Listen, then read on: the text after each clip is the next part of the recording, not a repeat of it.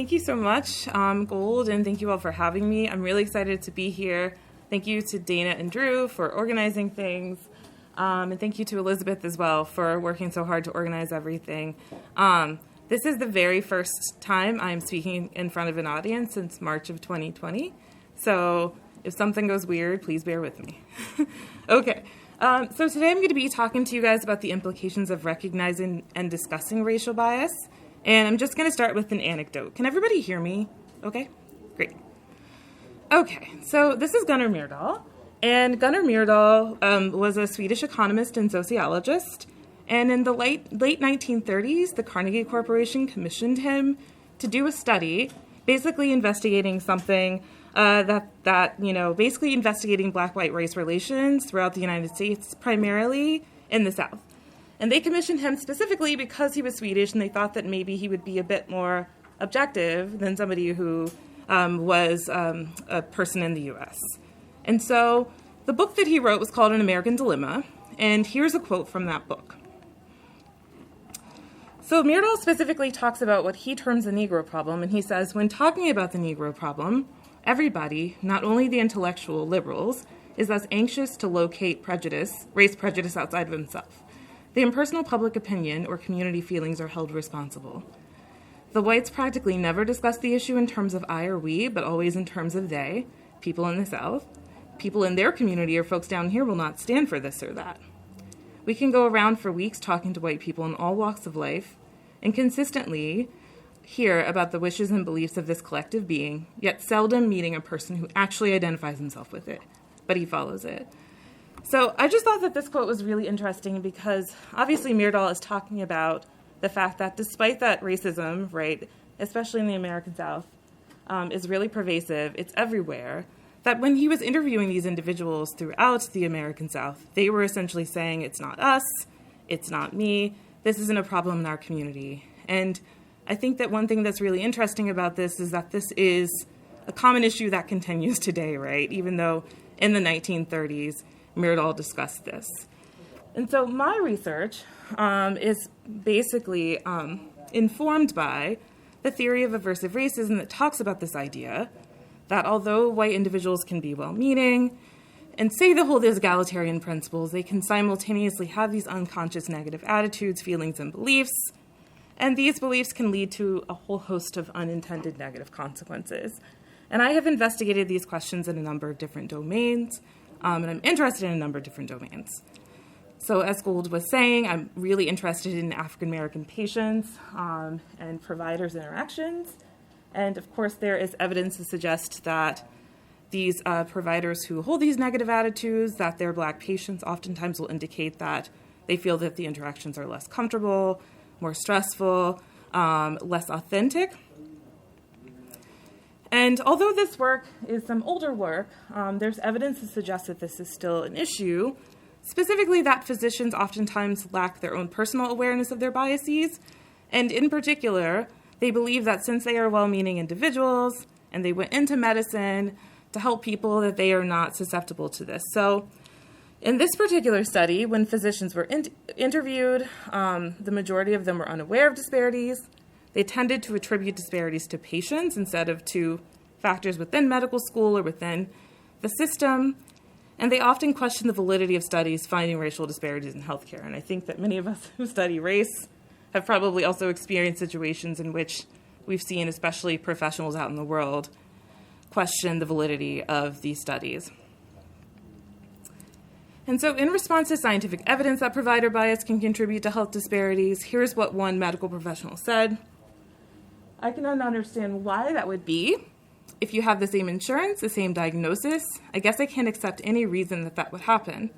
So, if the studies show that does happen, it's hard for me to say this, but it sounds like it would be prejudice coming from this person who'd be ordering the test and ordering the treatments. And that's a horrifying thought for me. So this person is going through the process of recognizing the potential for it to be the case that there could be something operating such that there's systemic bias, right, that is impacting these patients. The differential treatment is due to their race, and it's not just about the patient's situation. And in my own research, looking at medical students, we found evidence of this, and evidence basically that medical school in and of itself can contribute to these biases within medical professionals. And so to that end, my research has really focused on this idea of whether people have bias awareness. The idea being, do they themselves recognize the potential to hold on these unconscious negative attitudes and for these attitudes to influence their own behaviors? And so I like to use this example. This is Sarah. And imagine that Sarah had an interaction with a patient, made an assumption about them based on their race. And later on, there could be a few different Sarahs that happen, right? So there could be a Sarah who is completely unaware of the fact that stereotypes that she holds impacted her engagement with the patient. There could be a Sarah who recognizes that some stereotypes may have impacted her behaviors, but she's not concerned about that. And then there can be a Sarah who recognizes her biases and feels concerned about the fact that she holds them. And it's this kind of Sarah in particular who I'm interested in compared to the other kinds of Sarah. And so anytime I'm looking for some sort of quote related to prejudice, I always go to The Nature of Prejudice because Gordon Allport said so many interesting things that I think inform our research now. But he says, self-insight does not automatically cure prejudice. Unless someone questions the truth of his convictions, he certainly is unlikely to alter them. So to that end, my specific scale is about both holding awareness and concern about the existence of one's own negative attitudes and unconscious negative attitudes that may be impacting their behaviors.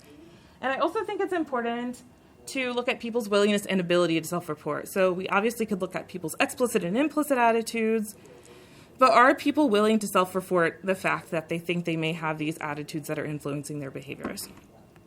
So here's my scale. Even though I know it's not appropriate, I sometimes feel I hold unconscious negative attitudes toward Blacks.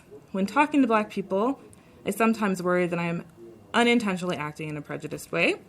Even though I like Black people, I still worry that I have unconscious biases toward Blacks, and I never worry that I may be acting in a subtly prejudiced way. So you can see that these items are allowing people to say they think that these unconscious negative attitudes may be impacting their behaviors.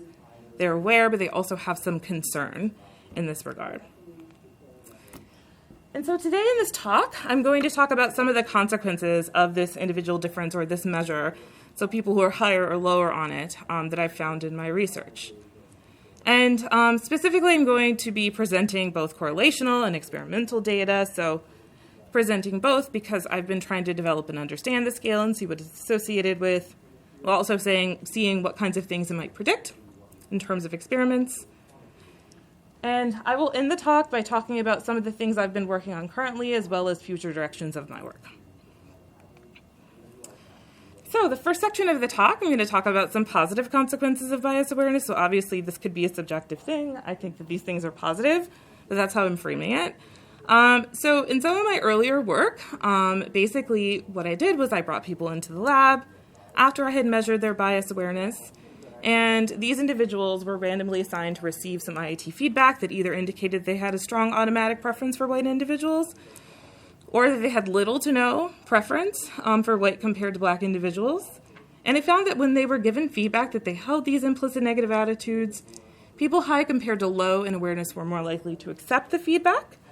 They were more likely to self-report negative emotions, saying it made them feel guilty. And then expressed an increased desire for intergroup contact that would increase diversity. So basically asked these students, would they be willing to dedicate hours of their time on campus to contribute to sustaining diversity? And there was an indirect effect here such that as acceptance of the feedback increased, people were in turn also likely to engage in these behaviors. So this was some early evidence for me that this individual difference might be predicting some differences in terms of people who are higher or lower, differing in terms of how they respond to IAT feedback. And importantly, I looked at whether these effects occurred above and beyond other factors that you would expect to predict these kinds of outcomes. So people's motivations to respond without prejudice, their modern racism, their actual IAT scores, their racial anxiety, and I found that bias awareness was still independently predicting these outcomes. So moving beyond people's own awareness of themselves, we also know that people can better process information about others when it's consistent with the self. And so I wanted to know if bias-aware whites would view other whites' subtly biased behaviors as examples of racism. So There was some work by Summers and Norton showing basically that white individuals compared to non-white individuals, when they're asked to make evaluations about subtle forms of racism and blatant forms of racism, they usually would assess blatant forms of racism as being a form of racism, but they are less likely to say that subtle forms of bias can be a form of racism as well. So I was hypothesizing that if these individuals have this sort of awareness, they recognize it in themselves, maybe there would also be a relation such that they would have a higher tendency, there would be a correlation. As bias awareness increases, they're more likely to indicate that these subtle forms of racism are racism.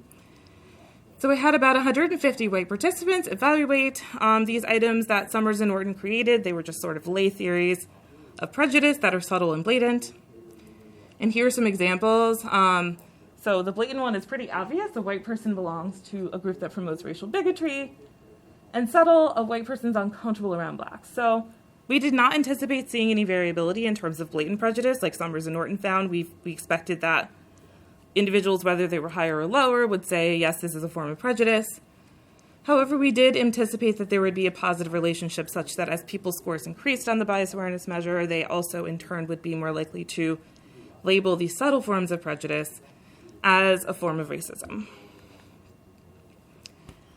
And so importantly, these data as well sort of hold even if we're looking at things like controlling for motivation response prejudice, explicit prejudice.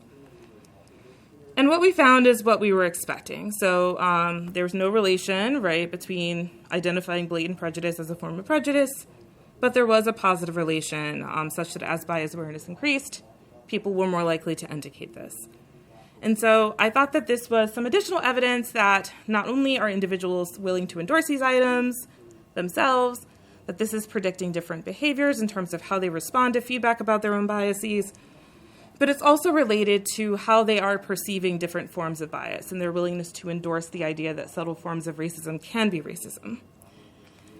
And so in more recent work, I've sort of extended this idea beyond do people sort of recognize that this thing can happen out in the world when they look at these examples. And I've started recently looking at white parents and how they think about racism and whether they are willing to talk to their children about it. And we basically conducted a study trying to understand if bias awareness potentially was related to whether white parents would talk to their children about race and racism, as well as the kinds of conversations they would have. So in this particular study, we had 168 white parents of white children between 8 and 12, and we asked these parents if they discussed recent events related to race and racism. So the murder of Trayvon Martin, the Charleston shooting, for example. Parents were able to indicate yes or no. And then we were able to go into those data and code them for different sorts of types of things that they were saying. So, for example, whether they acknowledged racism. So this is a direct quote from a parent who said racism is deeply embedded in American culture. So this would be someone who's acknowledging it. And denial of racism. So people are dividing our nation with lies about race, right?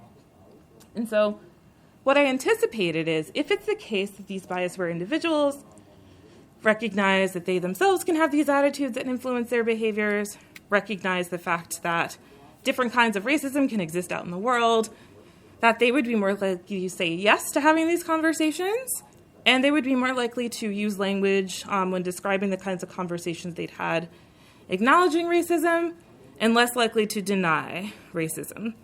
And as is similar in my other studies, I look at these effects above and beyond other factors as well that might be predictive, right? So starting with yes to discussing race, we found that on average, as people's bias awareness increased, they were more likely to say yes compared to no to discussing race and racism with their children. We also looked at parents' internal and external motivations and found that, as you would expect, as internal motivations went up, they were more likely to say yes. And as external motivations went up, they were more likely to say no, or less likely to say yes. We looked at interracial anxiety, feeling thermometer, the parent self-report of the children's non-white friends and their own non-white friends, as well as the extent to which parents said they were having contact with Black individuals. And none of those were predicting whether they said yes compared to no to discussing race and racism with their children. So next we looked at denial. And we found that, as anticipated, bias awareness indeed was negatively associated with parents using language denying racism, and there was no relation for these other factors. And lastly, we looked at acknowledging racism, and we found a positive relation such that as parents, we're more likely to endorse these items. We also, when we coded what they said, found evidence of them being more likely to acknowledge racism. And again, internal motivations to respond without prejudice were also pretty strongly related to this willingness to do so. And so to summarize, from these data, we found that bias-aware white parents were more likely to discuss race with their children, less likely to deny racism, and more likely to acknowledge that racism exists. And so these data really extend beyond just a broad conversation, but also in particular as it relates to recent current events, right, that had happened, which we thought were really important. And so, let me just pause here. So obviously I found evidence that these white individuals are willing to talk to someone else about race, right, as their bias awareness increases. But in this next set of data, I'm specifically going to talk about how people talk out loud about race and racism when they are given examples of them. And so this is a little bit of an odd experiment, odd study. But what we did was we brought 150 undergraduates in the lab, and we showed them these videos that we had specifically created where black and white children were interacting and more subtle versus more blatant types of racism were occurring. And these interactions were informed by the Summers and Norton sort of lay people's perceptions of racism, examples I told you about before. And we just asked them to talk out loud for 2 minutes about the videos in which these children were interacting. And so there were 3 subtle videos, 3 blatant videos, and some controls. We measured video, we took video, audio, and we measured phys, but I'm specifically going to focus on their verbal and nonverbal responses. And so I'll show you those videos later, but here's an example just of the kinds of questions that they had that they could talk about. So they would see the video, and the person would the narrator would say something like, Stephanie thinks that all black kids are dumb. The other day when the teacher wasn't looking, she called Casey stupid. And so we asked them just to take a few minutes to talk out loud about the video. And we had the following prompts. Do you think there was something wrong with Tiffany's behavior? How do you think Tiffany's behavior made Casey feel, and how would you feel if you were Casey? Why do you think Tiffany did what she did? And do you think Tiffany's behavior was prejudiced? And we defined it as when someone has a negative opinion of someone because of the group they belong to. And in particular, as it relates to verbal and nonverbal behaviors, we were interested in the extent to which the participants would downplay or justify prejudice. So an example of this is using language indicating that the prejudice behavior was not that serious or that the black child may have been responsible. We also transcribed all of these conversations when they were talking out loud, and we looked for something called Tentativeness from Luke. So some of you may be familiar with this software that was created by Jamie Pennebaker, but basically it has a dictionary, and it can count the number of times that certain words come up that are indicative of certain psychological constructs. And so tentativeness is basically the extent to which people are showing verbal hesitancy. So ums, uhs, maybes. And so we were interested in whether bias awareness was associated with this. And lastly, we had our undergrads code for nonverbal confidence. So basically, when they're looking at these videos with the audio off, and they're looking at their body language, to what extent from 1, not at all, to 5, very much, does the person look nonverbally confident as they're talking out loud? And what did we find? So we found that participants who were lower in bias awareness were twice as likely to downplay and justify prejudice, particularly blatant prejudice, than those who were higher in bias awareness. And we initially thought maybe it would be more subtle forms of prejudice, right, that we would find these effects in, but it actually was the case that on average, people were just significantly more likely, right, to downplay what was happening in the subtle conditions between the children. We also found that as bias awareness increased, tentative language decreased, so people were basically less likely to use ums, uhs, maybes as their scores on this measure increased. And finally, these undergraduates showed more nonverbal confidence as their bias awareness increased. So basically, as they're talking out loud about these scenarios, they're showing these nonverbal cues that signal greater confidence. And so I would basically summarize these positive consequences here, saying that we know from these data that people are willing to endorse items indicating that they have these biases. If they endorse these items, they're more likely to accept feedback and internalize it, suggesting that they may have these unconscious negative attitudes. They're more likely to endorse items indicating that subtly biased behaviors can be a form of prejudice. They're more likely to talk about race with their children and acknowledge that racism is a problem and less likely to deny prejudice. Also, when they're asked to talk out loud about scenarios in which prejudice is happening, they're less likely to downplay it. And they're more likely to display confidence, both in terms of the words that they are saying and their nonverbal cues when they are talking out loud about these prejudice scenarios.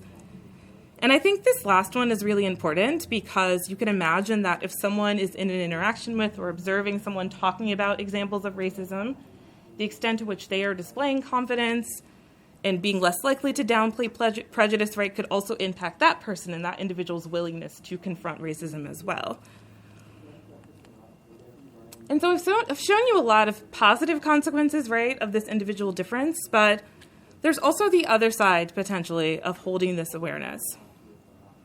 I first want to, no one's asked a question. I didn't explicitly say, so I just want to pause and make sure there are no questions. Ari? I have a question. Okay. I wasn't sure if we were allowed to. Yeah, I know. I realized that. I was like, I probably should say. Going back to your last point about confidence. Yeah.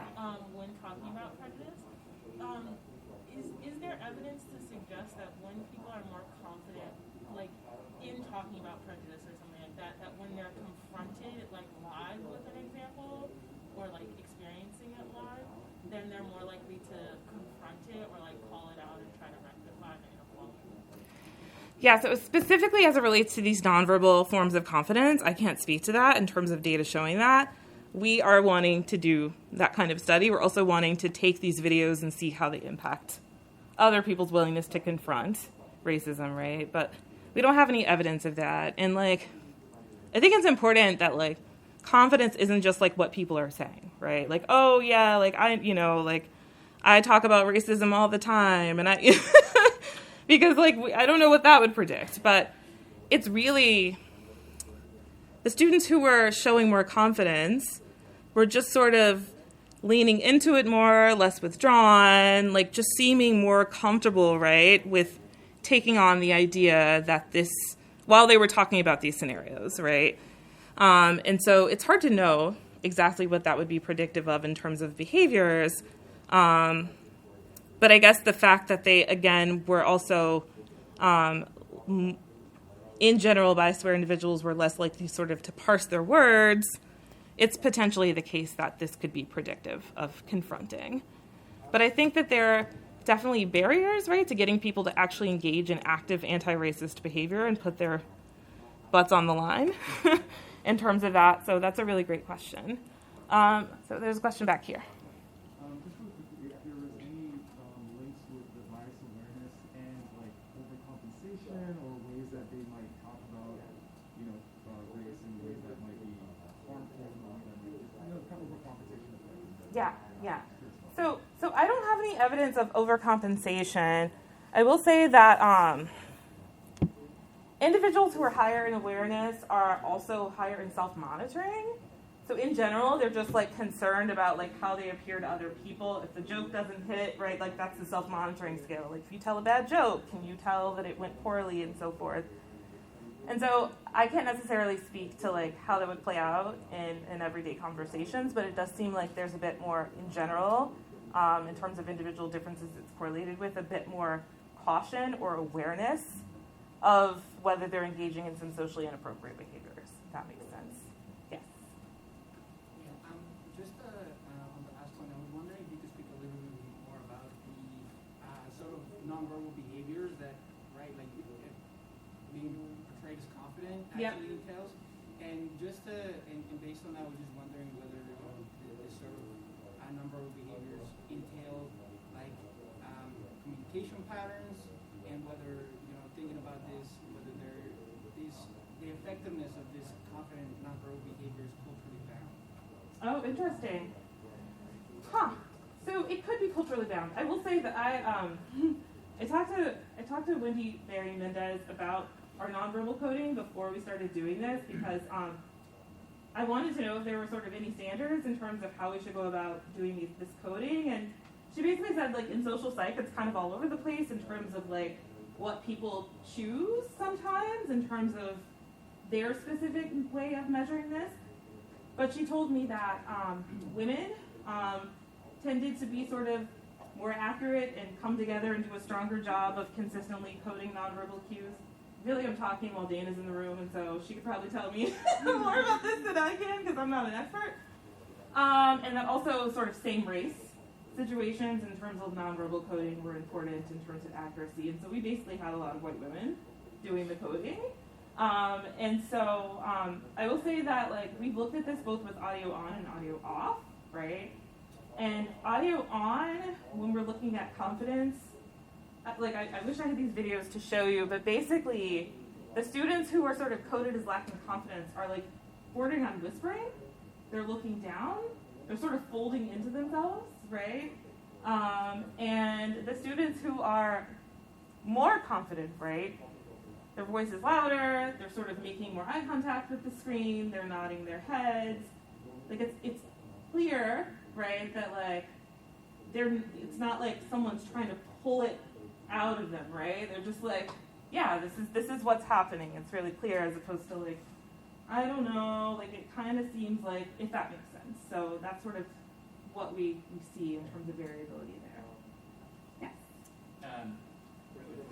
So in your example of Sarah, if I understood it correctly, it seemed like the two key ingredients were awareness and concern. Yes. And then we've kind of been talking about awareness, but I wonder if you could get the same effects just with concern, like empathic concern, compassion, and certain kinds of values that make people more humble or their biases. And it's a more general effect.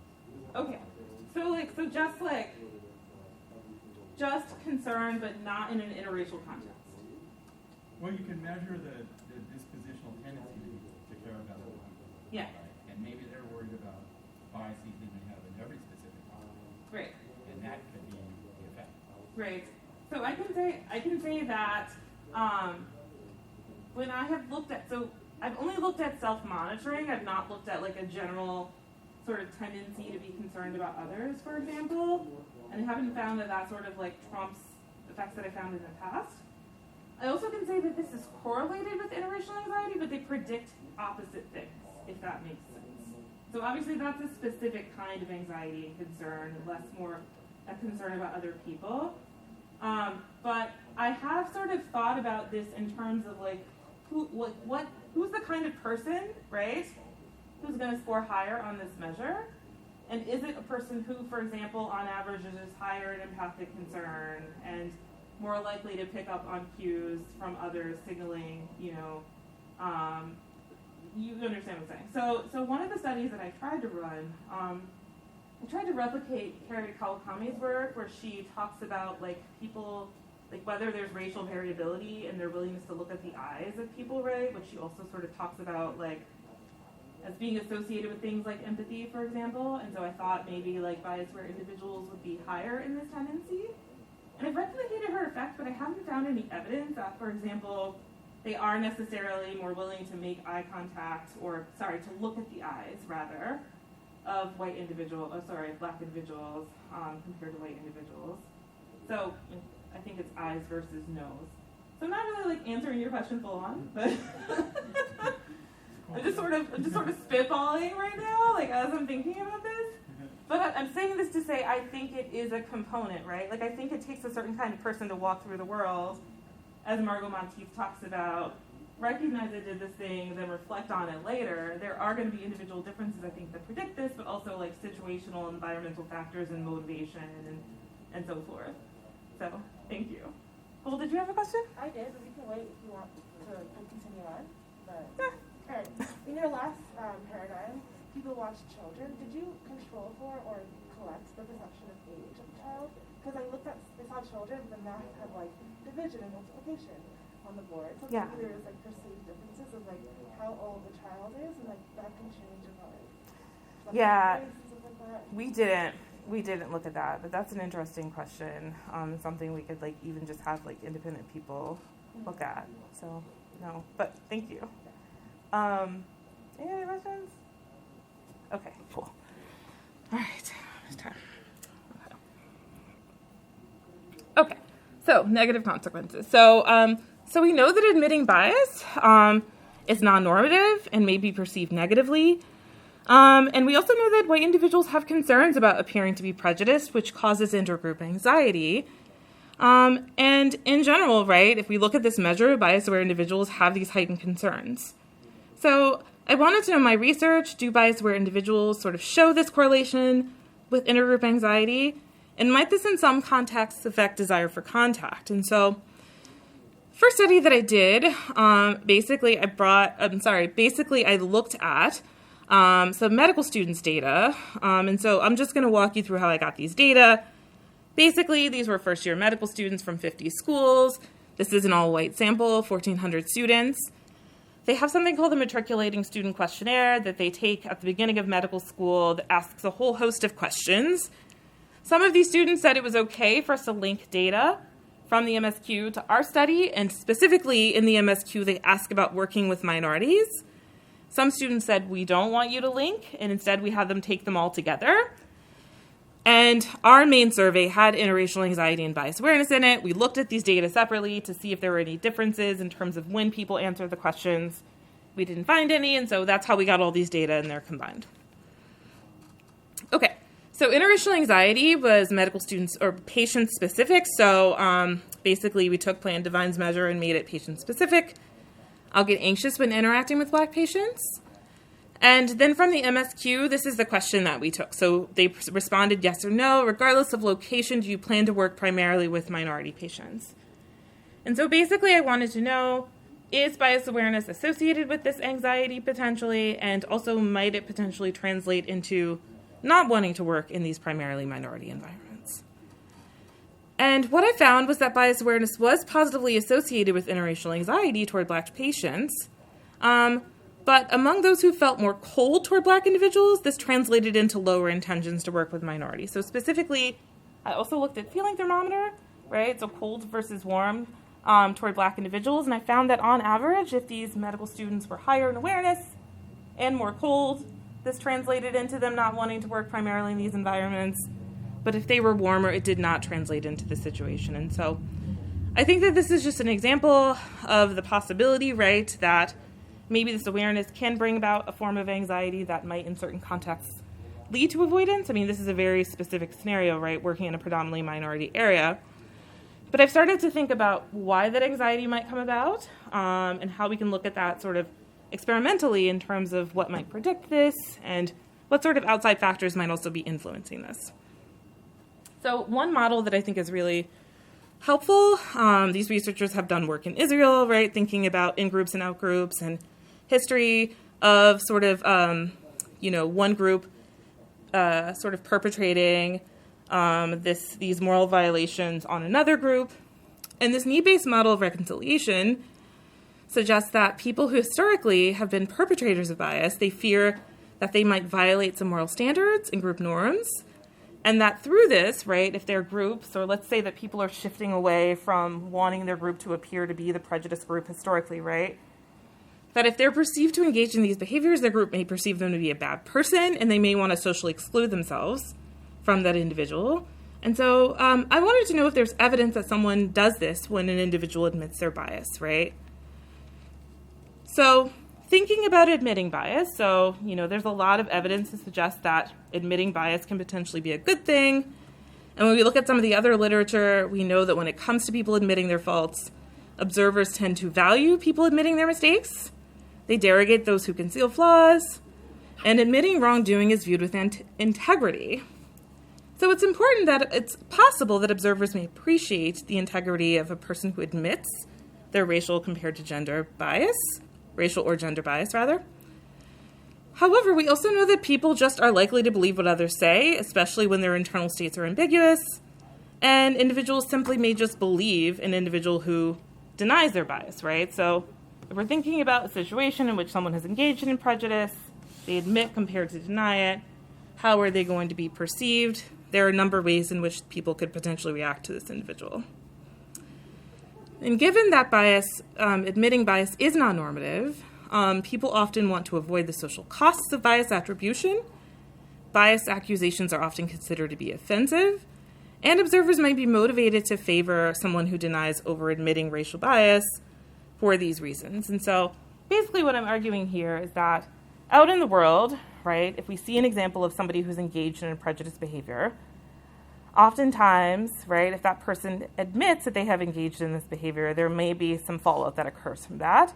A lot of people distancing themselves, so forth. However, I think we can think of a very prominent individual, right, who is engaged in some prejudiced behaviors and just actively denied it, and people have believed them and said, okay, like this person says they're not prejudiced, I believe what they say, and so forth. And so in this particular work, I was interested in understanding, is it the case that people sort of perceive those who admit their bias, right, a bias-aware person negatively, relative to someone who denies it, even in the face of evidence that this person has engaged in discrimination? So we have a number of studies, but I'm just going to share some of them with you today. So in this particular study, we had 801 participants. And I'm going to walk you through this, but basically participants sort of signed on to MTurk, and they learned that they were going to have a partner, and this partner had previously received some feedback about themselves. And when this person had received feedback, it either was about the fact that they had engaged in a subtle or blatant form of prejudice, and then this person either admitted or denied. So I'm going to walk you through what that looks like. So participants learned, in this task, your partner was asked to make decisions about whether various individuals should be assigned to a position of leadership in an organization. In this task, participants were asked to read over the profile of 20 applicants.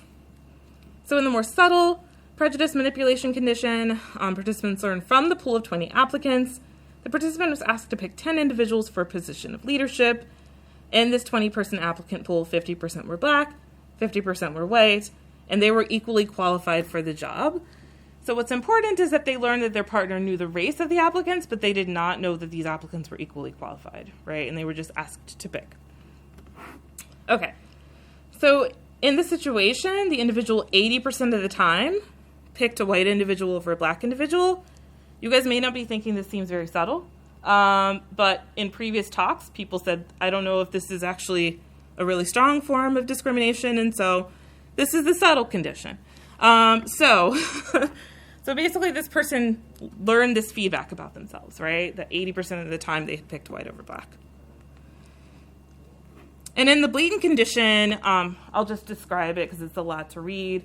The black applicants were objectively more qualified, and 100% of the time, the person chose the white applicant, okay? All right. So here's the admit condition. The person says, it's interesting that I picked white over black, either 80% of the time or all the time. I do agree I have biases. I think I'm more uncomfortable with the idea of black people being in a position of leadership than white people. This is something I'm not proud of. I really think it's something I need to work on, right? In the deny condition, the person basically says, I don't agree I have biases. I think I'm as comfortable with the idea of a black person being in a position of leadership as a white person. It's something I'm proud of. I don't think this is something I need to work on. So the question here is, do people just believe what these individuals say, right? So how do they judge individuals who admit compared to deny their prejudice in these situations? And what we found that is that on average, people thought the person who admitted their prejudice was more prejudiced, right, than the person who denied, both in the subtle and the blatant condition. And I think that what's interesting and unfortunate here is that the person who admitted to engaging in this more subtle form of prejudice actually statistically looks the same as the individuals who engaged in blatant forms of prejudice, right?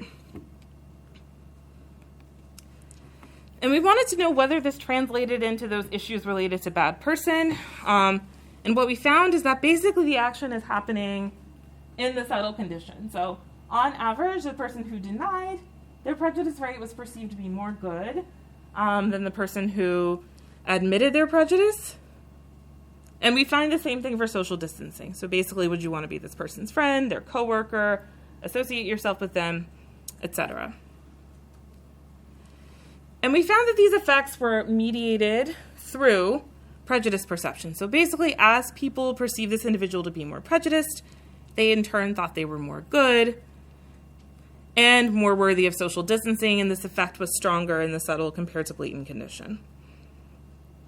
So just to summarize, people derogate those who admit compared to deny their prejudice, and I would frame a person who admits their bias So even this of course occurs even in the subtle condition, and they are sort of in certain situations perceived to be as bad as the person who engages in blatant bias. And I would basically categorize this person as a bias-aware individual, right? So what I'm suggesting here is that even though sort of we might argue as social psychologists that it's a good thing to admit bias, it's the first step to reducing prejudice, which there's evidence to suggest that, right? It might be the case that lay people don't necessarily see it that way, that because admitting bias is a non-normative thing, there aren't folks out here, right, just like saying, yeah, I've done something discriminatory, I've done something racist, right, like I need to work on that. That it's perhaps the case that people might have strong reactions to this that are motivated by a number of different things, and I can get into like some of the things that we found that are predicting people's tendencies, right, to judge them in this way, both black and white individuals. And so despite the fact that this awareness can be a good thing, there can be these negative consequences. So just to conclude this part of my talk, yes, all right. Sorry, I'm like a little overzealous. I'm excited to be back in person. It's and to all ask good. questions live. Please. So I'm thinking about a cultural shift that I feel like is happening right now and how people talk about bias. And Yes. one of the shifts is this idea like everybody's biased. And like in comparing that type of frame of being potentially like that's a way of being bias aware. If you're like, well, everybody's biased, I'm biased too. Then, you know, how do you think that changes the results that you just presented? Because it seems more like the manipulation you have is more of like that personal, like, I am biased, other people may not be biased, but it's like this is about me, versus a frame that starts at the place, everybody's biased, I did this biased thing. Like, do you think that has kind of implications for the negative aspects of bias awareness as it pertains to like this cultural moment? Yeah. So I think that when people say things like everybody's biased, I think it's absolving people of a certain form of responsibility. And so I'm particularly interested in this self-awareness because there's a certain level of sacrifice that comes with saying, like, this is who I am and this is something I need to work on out loud to people, as opposed to like, yeah, everybody has it and I do too, right?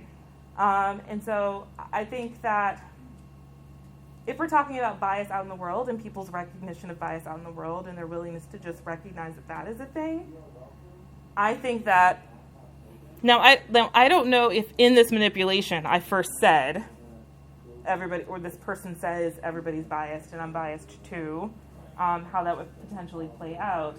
But in general, I'm not really interested necessarily in the implications of that as much as what I'm doing here, because I think what I'm doing here is what we're trying to get people to actually do, right? So then if I got to go one step further, Yep. and you told you like that's too far. But would this mean that if you had to critique the social moment, you would go so far as to say this rhetoric around everybody is biased is actually somewhat problematic for the total outcome of creating change? Yes. I think the systemic problem is important, right? Like being sure that people understand that racism is a systemic problem and it's not just an individual level problem, and that there's this, sort of symbiotic relationship that we are individuals within the system who are upholding, racism and this hierarchy, but also these things are systemic. But the idea that like we just all have it, right?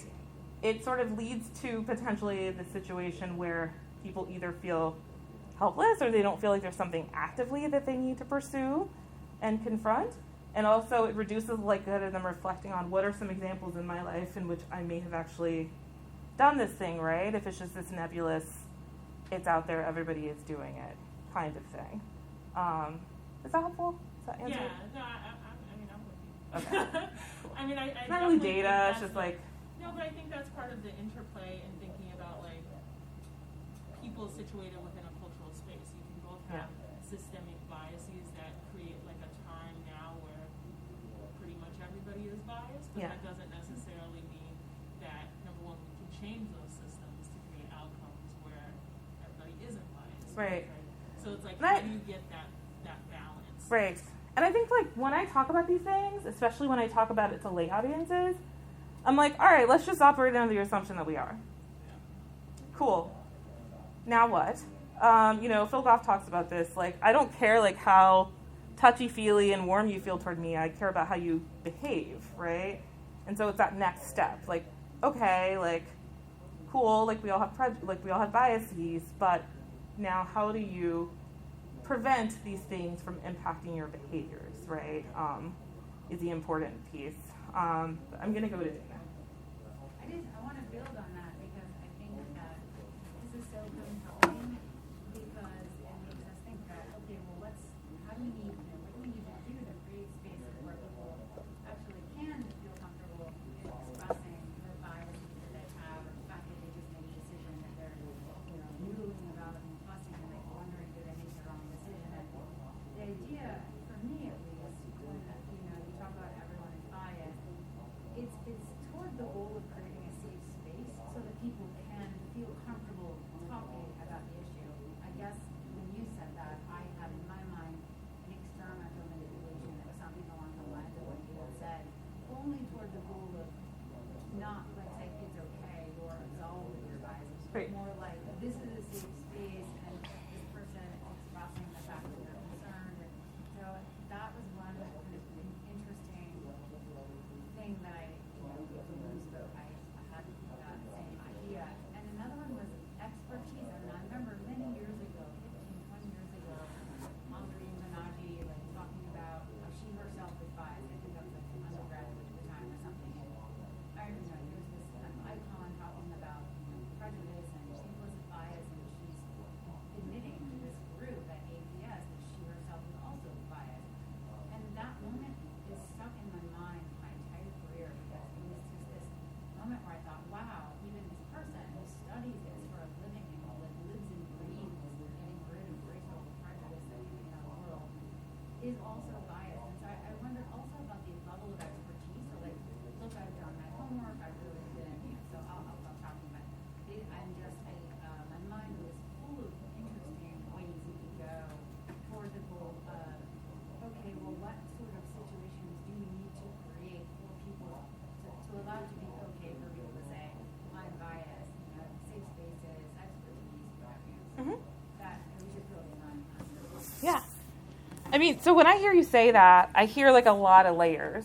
I hear like self-recognition, right? And obviously like this idea that this person who's in a position of leadership, who's somebody you can trust, who's an expert, who you feel comfortable around, is admitting this. Just thinking about, Betsy Pollock's work, like, all right, this person who's at the top of the hierarchy is engaging in this behavior, maybe that means it's socially acceptable, and I can do this too. And so I think about this within organizational spaces, right? Like, how might those kinds of behaviors trickle down to signal that this is a safe space to do that?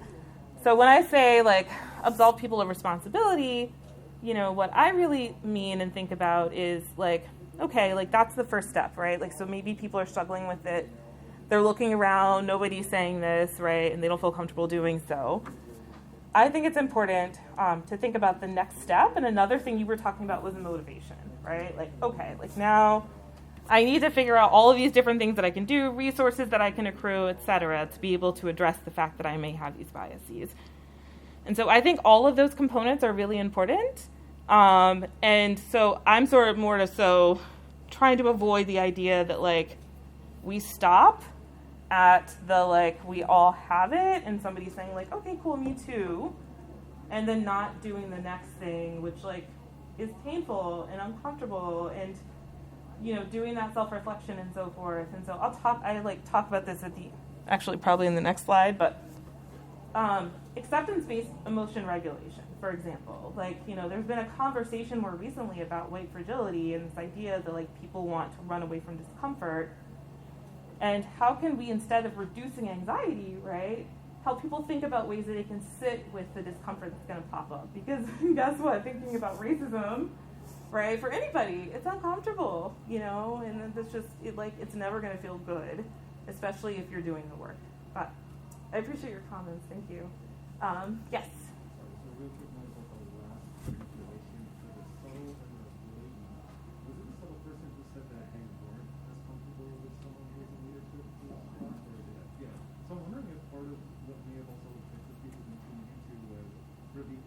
methodology-based like explanation that person was giving for their decision, where the other person was completely denying it. And I'm wondering if some of that might have played a role in, okay, I can maybe look past this action, and then I'm gonna actually get more things from that person to overall psyche of how they're thinking about things. Do you have any thoughts about that? Or?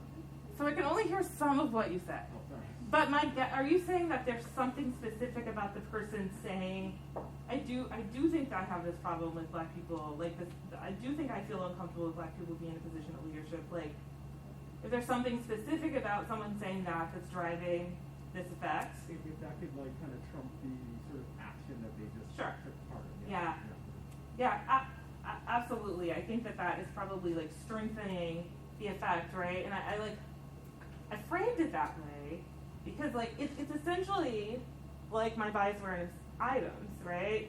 Like I think that when I'm interacting with black people, sometimes I may be experiencing discomfort, or for example, and it's basically asking the person to say out loud what it is that they did and why they think they did it, right? As opposed to like, I discriminated against this person, I made a biased choice, I'm going to reflect on that and try to not do it again. I'm trying to set up a scenario in which when people say admitting is the first step, like they're actually admitting to not only doing the behavior, but the core of the prejudice, right? And so I think it is that part in particular that we're not used to hearing.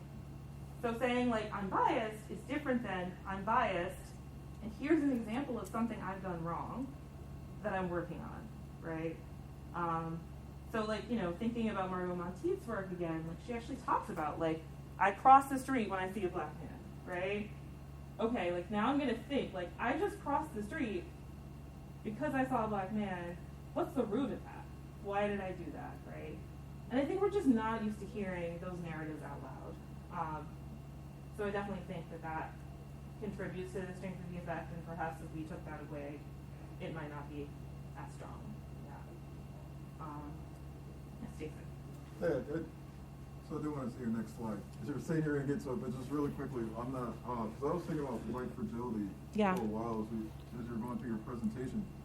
But then as you mentioned Betsy Collett, like that review paper she came out with this year just reaffirmed my pessimism. She did a meta-analysis of like 418 experiments geared towards reducing prejudice, and it's like a lot of mixed results, a lot of weak results, and I think it has to do with a lot of these processes around delivery. So my question is about, so my understanding of white fragility, I didn't actually read the book, this is from colleagues that did read the books, is that when like presented with things about like the impact of bias on other people, the narrative of that conversation turns into, why are you doing these things to make me feel bad?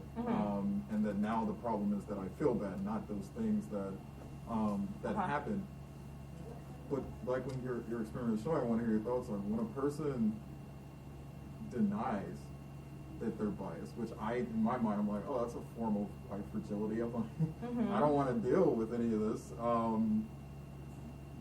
How it's perceived by others, it looked like the deniers are seen as better people, and that like for the viewer, this is actually a situation in which they're being validated in some way. Like I too don't feel like I'm a biased person, and I too feel like these accusations are the problem, not anything else, but the accusations are the problem. And that if we were thinking about, I don't know, bias reduction beyond the target, the person that's admitting or denying, could you just, what are your thoughts on like how that's affecting that viewer?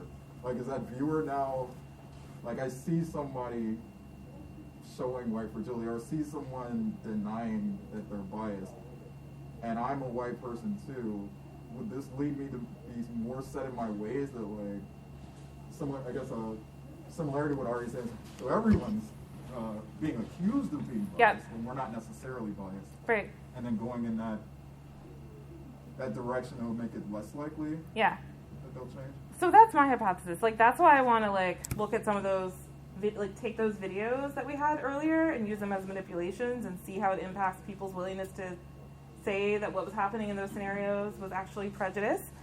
I can also say that like we've looked at some other sort of measures in the white individuals who judge the admitter compared to denier more negatively. And so we find something that we call like ambivalence. So basically, white individuals find the admitter to be more trustworthy and honest, while simultaneously viewing them as more prejudiced.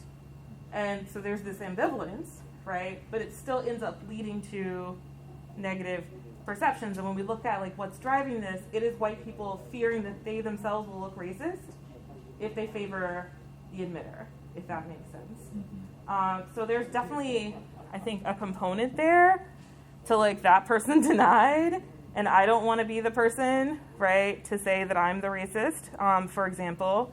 Potentially that could be going on. And if people are observing examples of people actually admitting and putting themselves out there, it's possible, but again, I think it's going to need to be somebody with resources, right? Somebody with power, in order for somebody to feel, I'm just like, thinking about this, potentially for somebody to feel comfortable with admitting that. Like, there's this like joke in my department, and I've heard other faculty talk about this, and this is a conversation on Twitter of the side conversations that happen. So somebody says something racist in the faculty meeting or whatever, and like maybe one person of color, somebody speaks up, and everybody else is quiet, and then like everybody goes away, and faculty come into the offices and they're like, that was racist. And it's like, where was everybody? Like, why wasn't everybody calling this individual out, right? And it's like, there's this really high bar in terms of like, I don't want to call somebody out for their racism, right? Because what are the consequences of that? So yeah. What brings to mind a potential intervention that I'm not aware of being tried? If you flip that on its head, if you indeed tell them, most people are biased, or you tell them Nolly and Body's work, or Kristen Parker and them, Yeah. we're all exposed to these biases. Yeah. Then they view this. Might that tweak things such that they actually appreciate the admitter more, because it's like, oh no, that took courage. Yeah. Like, they had this thing that we all have, but they actually had the courage to talk about it, whereas the denier is seen as like lesser than, or like kind of cowardice, like that's what we shouldn't do type of thing. So I have a few thoughts about this. I can't like speak to it directly. So I do have one study in which I try to like push this around, where I made like admitting fixed, like a fixed versus malleable, or like this is something that's easy to do, easy to change, or easy to do, or common versus not. Like, it takes hard work, right, to admit that you're prejudiced and so forth. And I found that, like, if a person said they were working on it, and if it was something that was really hard to do, right, it moved the needle, but not enough for them to look different from the denier, right, or, like, less prejudiced than the denier, if that makes sense.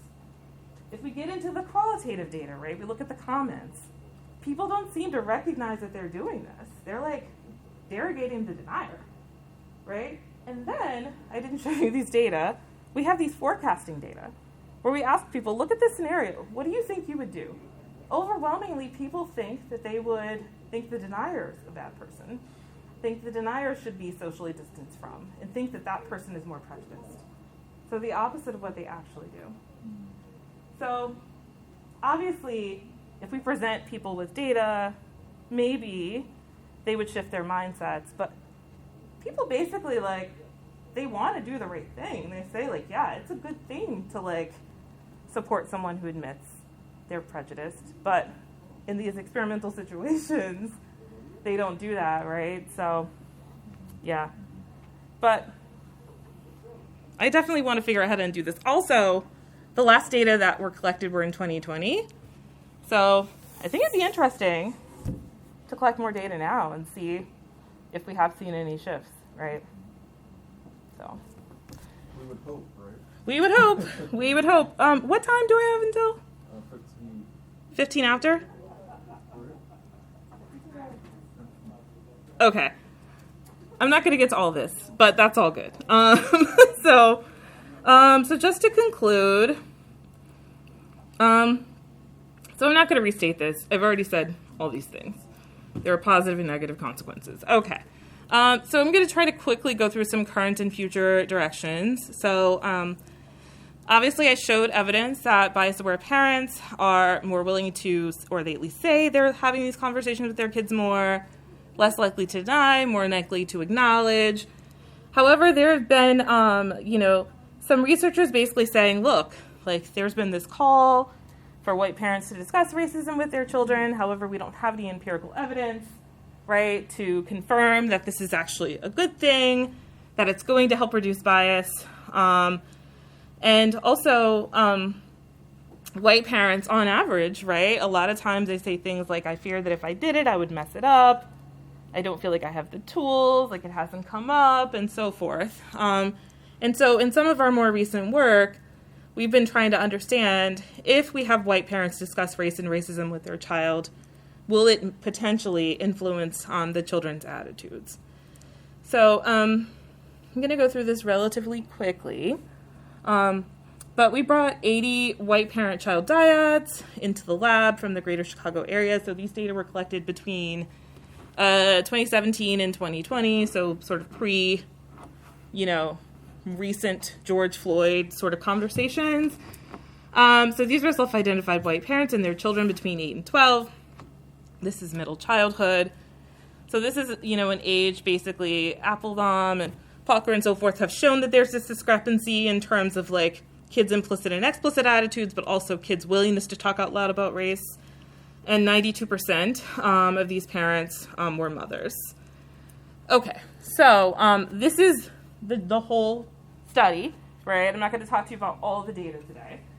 But basically, before the parents came into the lab, we had them complete a whole bunch of individual difference measures. Parents and kids came into the lab. We assessed racial attitudes by the IAT, contact, friendships, and then during the discussion task, we measured verbal behavior, nonverbal behavior, physiology, and then after we measured attitudes again, implicit attitudes, for example, and other things such as empathy and prosocial behavior. I'm only going to talk about attitude change today. So this is the part where I show you the videos. I think we have a little bit of time. Let's see if the volume is going to be good. Oops.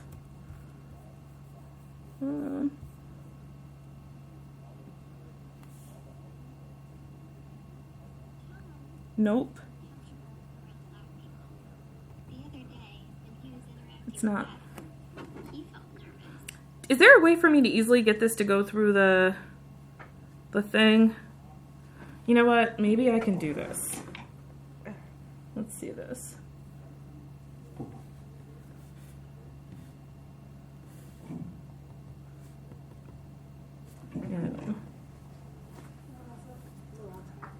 Yeah, I'm trying to.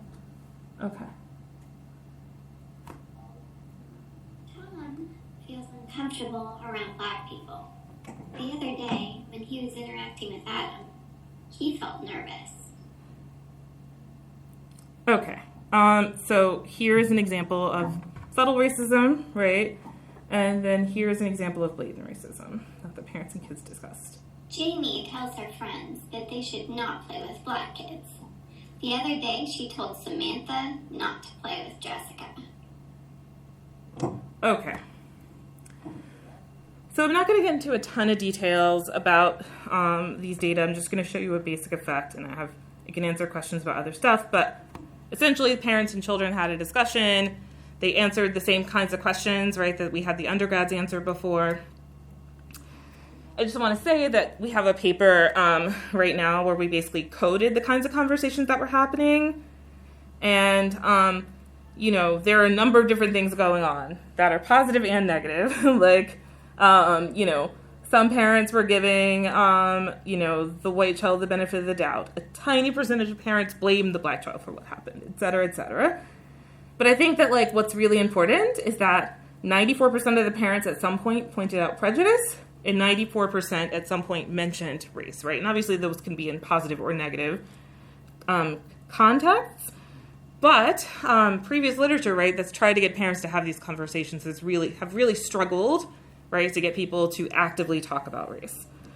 And so we specifically were interested in attitude change, right? So we measured IAT scores pre and post, conversation in the parent and the child. So the first question we had basically is, to what extent are parents and children's attitudes correlated when they come into the lab? And then what do they look like after the conversation?